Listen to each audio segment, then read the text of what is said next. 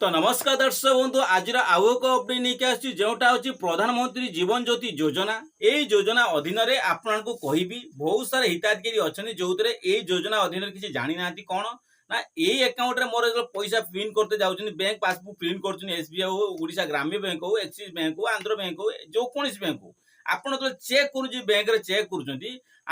कौन पैसा कटि जाऊँ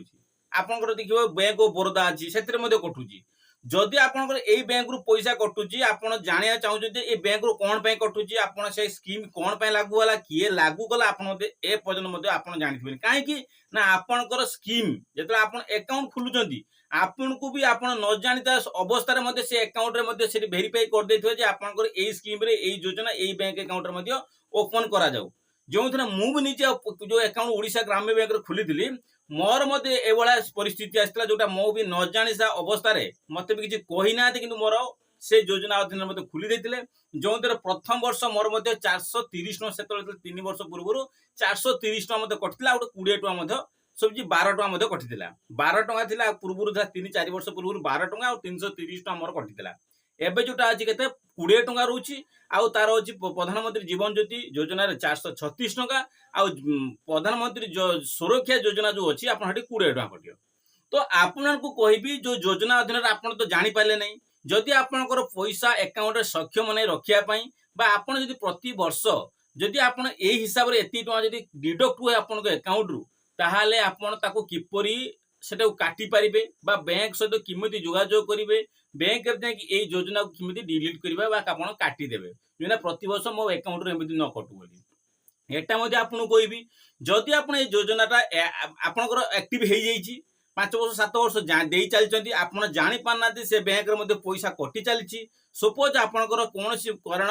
डेथ हो गला कहीं ये हूँ इन्शुरांस डेथ जो आप एलआईसी जो कही से भाया जिन आपंकर डेथ इन्शुरांस जो अच्छी एटा क्लेम करें जदि आप परिस्थिति जदि आप चालाक चतुर थे सब किसी जानी ऑनलाइन विषय जानी सब किसी बैंक विषय जानी जदि आपंकर बैंक रे चेक करेंगे जदि आम डेथ हो कौन क्षेत्र में आपंकर कौन परिवार जानकर डेथ हो जदि से बैंक बैंक रे जदि यही इन्शुरांस सब जदि कटुथो ताहले आपण चाहिले क्लेम करें जो क्लेम टा करेंगे आपन को सीधा सड़क कहबी 2 लाख टका क्लेम करें 2 लाख टका आप इन्शुरांस सब योजना अधीन पाइपर तो से आपण को कौन कहबी ना आपण ये जो क्लेम टा किपरि करेंगे जदि क्लेम न करिया चाहूना तो आपण किपरि आपनकर ये स्कीम टा योजना को बंद करेंगे सबूर अपडेट आपन ये वीडियो देमी से वीडियो स्किप करतु ना जदि चैनल को नुआ कर तेरे चैनल को लाइक एंड सब्सक्राइब करेंगे तो सर्वप्रथम आपन को फुल डिटेल्स रे बुझाऊँ यार एज रोज केते सर्वप्रथम एज माने आपन को देखंतु एज माने आपनकर मिनिमम एज केते आवश्यक अछि एई एज अधीन रे आपन ए योजना ऑन करि परिबे एक कथा इन्शुरांस बाबू 2 लाख तो आपन जानि देली तो से को बंद किपरि करिवे आ आपनकर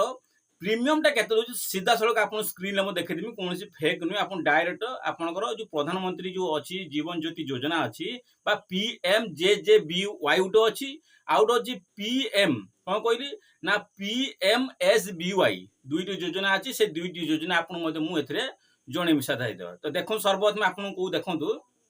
स्क्रीन रे मते म आपन देखै दु देखो सर्वप्रथम आपन स्क्रीन रे देखि परतो प्रधानमंत्री जीवन ज्योति बीमा योजना यही योजना अधीन रे आपनकर एलिजिबल जो अछि केते देखंतु स्क्रीन रे देखि परतो एलिजिबल अछि केते ना आपनकर एलिजिबल अछि 18 रु 50 वर्ष आपनकर बयस जदि 18 रु 50 वर्ष हेइतिबो ताहाले आपण ए योजना मध्ये लाभ पाई परिबे ए योजना रो अधीन रे आपनकर इंश्योरेंस कवर करिवो अप टू 55 वर्ष आ जदि आपनकर 50 वर्ष करिसेंती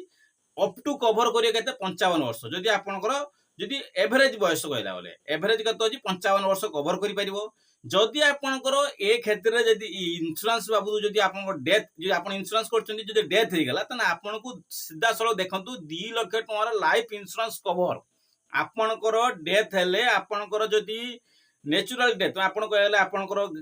रोड एक्सीडेंट हेतिबे कौन से पानी रे पड़िबा आपन एई बेला जदि किछि डेथ हेतिबो ताहले आपन को 2 लाख ऑफ इंश्योरेंस कवर करायबो जी पुणी पाइब किए जे आपन को बैंक अकाउंट रे जे नॉमिनी थिबे सेही नॉमिनी को मध्ये मिलिबो 2 लाख टका इंश्योरेंस क्लेम एटा मध्ये जानि पाइले जदि प्रीमियम केते टका देबे देखंतु प्रीमियम मासु को आपन को जस्ट प्रीमियम ऑफ जस्ट 436 माने 436 टका पर एनम ମାନେ ପ୍ରତି ବର୍ଷ ଆପଣଙ୍କୁ 436 ଟଙ୍କା ମଧ୍ୟ ଦବାକୁ ପଡିବ। ଏଇ ଅଧୀନରେ ଆପଣଙ୍କୁ ରିନ୍ୟୁଆଲ ମାନେ ଆନୁଆଲ ରିନ୍ୟୁଆଲ ମାନେ ପ୍ରତି ବର୍ଷ ଏଟା ରିନ୍ୟୁଆଲ କରିବ। ଯୋଉ ଆପଣ ଯୋଉ ଡେଟ୍ ରେ ଓପନ ହେଇଥିବ ସେଇ ଡେଟ୍ ରେ ଆପଣଙ୍କର କଣ ହବ ପୁଣି କଟିଯିବ। ଯଦି ଆପଣ ମାର୍ଚ୍ଚ ମାସରେ କଟିଥିବ, ମାର୍ଚ୍ଚ ମାସ ଯଦି ଆପଣ ଆକାଉଣ୍ଟ ଓପନ କରିଥିବେ ସେଇ ମାର୍ଚ୍ଚ ମାସରେ ଆପଣଙ୍କର କଣ ହବ ଡେଥ୍ ଇନ୍ସୁରାନ୍ସ ପାଇଁ ବା ଆପଣଙ୍କର ଯୋଉ କଭର ଇନ୍ସୁରାନ୍ସ ପାଇଁ ଆପଣ 436 ଟଙ୍କା କଟିଥିବ ସେଇ ବର୍ଷ ନେକ୍ସଟ ଇୟର ଦେଖିବେ ସେଇ ଡେଟ୍ ରେ ମଧ୍ୟ 436 ଟଙ୍କା କଟିଯିବ। ଏଟା ଜାଣିପାଇଲେ। ତ ତା ସହିତ ଆପଣଙ୍କୁ ଆଉ ଗୋଟେ ସ୍କ୍ରିନ ଦେଖନ୍ତୁ ସର୍ବପ୍ରଥମେ ଦେଖିପାରୁଥିବେ ଏଇଠି ଦେଖିପାରୁଥିବେ ପ୍ରଧାନମନ୍ତ୍ରୀ ସୁରକ୍ଷା ଯୋଜନା PMSBY ଯେଉଁଥିରେ ଆପଣଙ୍କୁ 20 ଟଙ୍କା କଟିବ। ପ୍ରଧାନମନ୍ତ୍ରୀ ଜୀବନ ଜ୍ୟୋତି ବୀମା ଯୋଜନା ଯେଉଁଥିରେ ଆପଣଙ୍କର କଣ ହବ PMJJBY ଯେଉଁ ଅଧୀନରେ ଆପଣଙ୍କୁ 436 ଟଙ୍କା କଟିବ। ଯଦି ଆପଣଙ୍କର କୌଣସି ଏକ୍ସିଡେଣ୍ଟ ଯଦି ହେଇଗଲା ଆପଣଙ୍କୁ ସେ ଯୋଜନାରେ ଆପଣଙ୍କର ମଧ୍ୟ କଣ ମିଳିବ 2 ଲକ୍ଷ ଟଙ୍କା ମିଳିବ। ଯଦି ଆପଣ ଡେଥ୍ ଇନ୍ସୁରାନ୍ସ ହେଇଗଲା ତାହେଲେ ଆପଣ କ୍ଲେମ କରି 2 ଲକ୍ଷ ଟଙ୍କା ମଧ୍ୟ ଇନ୍ସୁରାନ୍ସ ପାଇପାରିବେ। ତ ଏ ନେଇକି 20 ଟଙ୍କା ଆଉ ଗୋଟେ ଅଛି 436 ଟଙ୍କା ଆପଣ ଯେତେ ଲାଭ ପାଇପାରିବେ ଯୋଉଥିରେ ଆପଣଙ୍କର କଭର ହଉଛି କେତେ ନା 436 ଟଙ୍କା। ଯଦି ଆପଣ କରୁଛନ୍ତି 18 ବର୍ଷରୁ ମଧ୍ୟ ଲାଗୁ ହେଇଯିବ।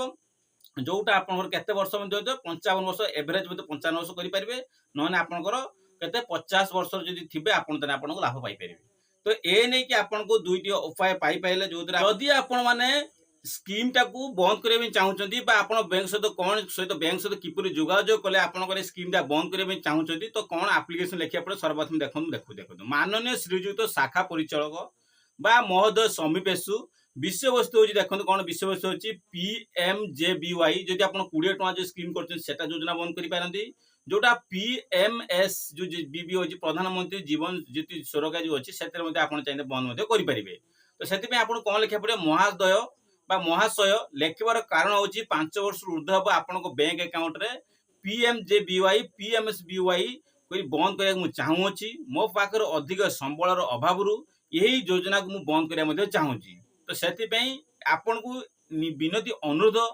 ଲେଖିବେ ଆପଣଙ୍କୁ ବିନତି ଅନୁରୋଧ କରିବାକୁ ଯେ ମୁଁ ଏଠାରେ ଚିରଭୂତ ହେବି। ମୁଁ ବିନୀତ ଅନୁରୋଧ କରୁଛି ଏଇ ଜରିଆକୁ ବନ୍ଦ କରିବା ପାଇଁ ଯେଉଁଥିରେ ଆପଣଙ୍କ ପାଖରେ ମୁଁ ଚିର ଉପକୃତ ମଧ୍ୟ ହେଇପାରିବି। ତ ଏଇଟା ଆପଣ ଏଠି ଲେଖିବେ ଆପ୍ଲିକେସନ ଲେଖିବେ ଇତି ଆପଣଙ୍କର ବ୍ୟାଙ୍କ ଗ୍ରାହକ